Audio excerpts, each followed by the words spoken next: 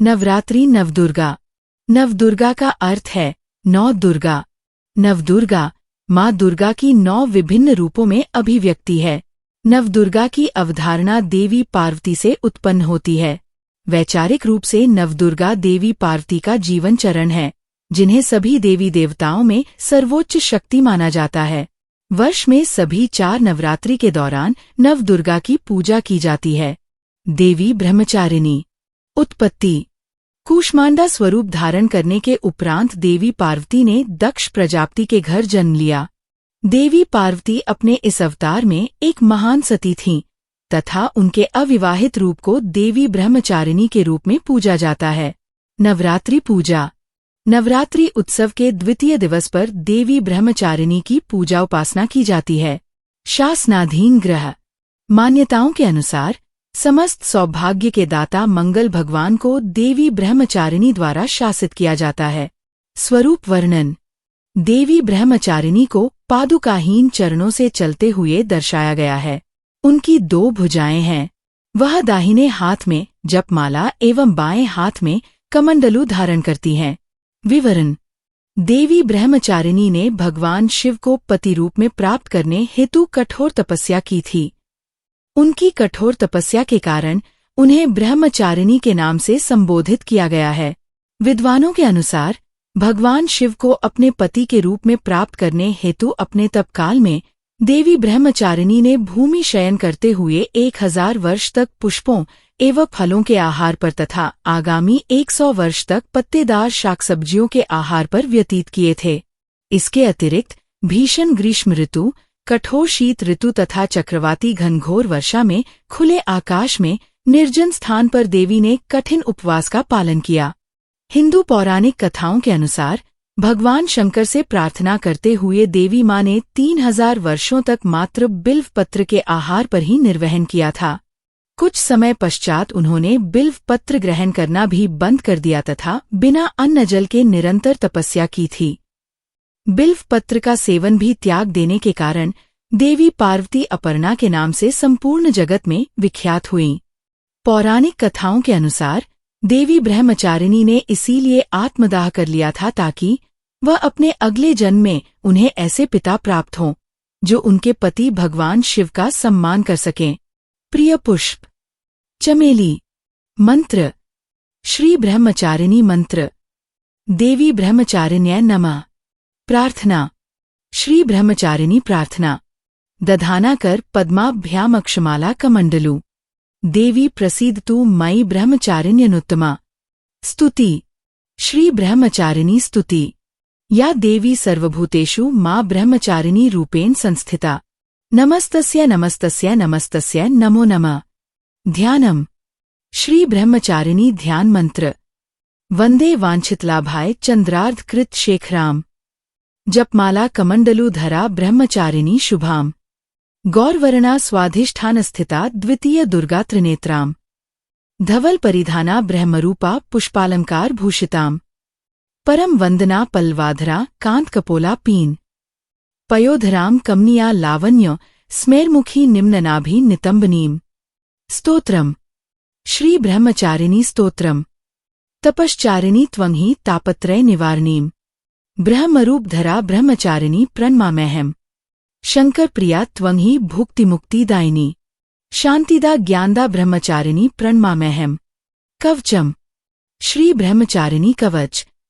त्रिपुरा में हृदयम पातु ललाटे पातु शंकर भामिनी। अर्पण सदा पातु नेत्रो अर्धरीच कपोलो। पंचदशी कंठे पातु मध्यदेशे पातु महेश्वरी। षोडशी सदा पातु नाभो गृहो च पाद्यो। अंग प्रत्यंग सतत पातु ब्रह्मचारिणी। आरती। जय अम्बे ब्रह्मचारिणी माता। जय चतुरानन प्रिय सुखदाता। ब्रह्मा जी के मन भाती हो, ज्ञान सभी को सिखलाती हो। ब्रह्मा मंत्र है जाप तुम्हारा, जिसको जपे सरल संसारा। जय गायत्री वेद की माता, जो जन जिस दिन तुम्हें ध्याता। कमी कोई रहने ना पाए, कोई भी दुख सहने ना पाए। उसकी विरती रहे ठिकाने, जो तेरी महिमा को जाने। रद्रक्षा की माला लेकर जपे जो मंत्र श्रद्धा देकर। आलस छोड़ करे गुनगाना, माँ तुम उसको सुख पहुँचाना। ब्रह्मचारिणी तेरो नाम, पूर्ण करो सब मेरे काम। भक्त तेरे चरणों का पुजारी, रखना लाज मेरी महतारी। 9 देवियाँ। माँ दुर्गा के 9 रूप इस प्रकार हैं। देवी शैलपुत्री। देवी सती के रूप में आत्मदाह करने के पश्चात देवी पार्वती ने पर्वतराज हिमालय की पुत्री के रूप में जन्म लिया।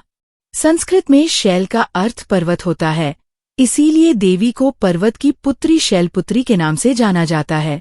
देवी ब्रह्मचारिणी। देवी कूष्मांडा का स्वरूप धारण करने के उपरांत देवी पार्वती ने दक्ष प्रजापति की पुत्री के रूप में जन्म लिया। इस रूप में देवी पार्वती एक महान सती थीं तथा उनके अविवाहित ही रूप को देवी ब्रह्मचारिणी के रूप में पूजा जाता है। देवी चंद्रघंटा।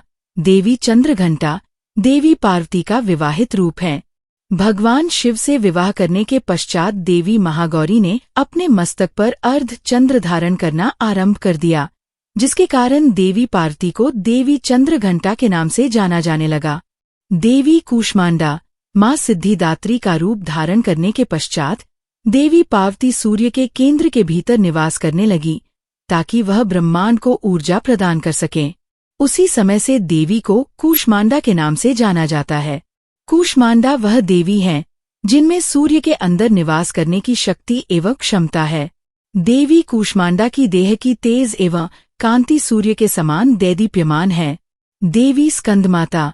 जब देवी पार्वती भगवान स्कंद, जिन्हें भगवान कार्तिकेय के नाम से भी जाना जाता है, की माँ बनी तो वह देवी स्कंदमाता के नाम से लोकप्रिय हो गईं। देवी कात्यायनी। राक्षस महिषासुर का संहार करने हेतु देवी पार्वती ने देवी कात्यायनी का रूप धारण किया था। यह देवी पार्वती का सबसे उग्र रूप था। देवी पार्वती के कात्यायनी स्वरूप को योद्धा देवी के रूप में भी जाना जाता है। देवी कालरात्रि।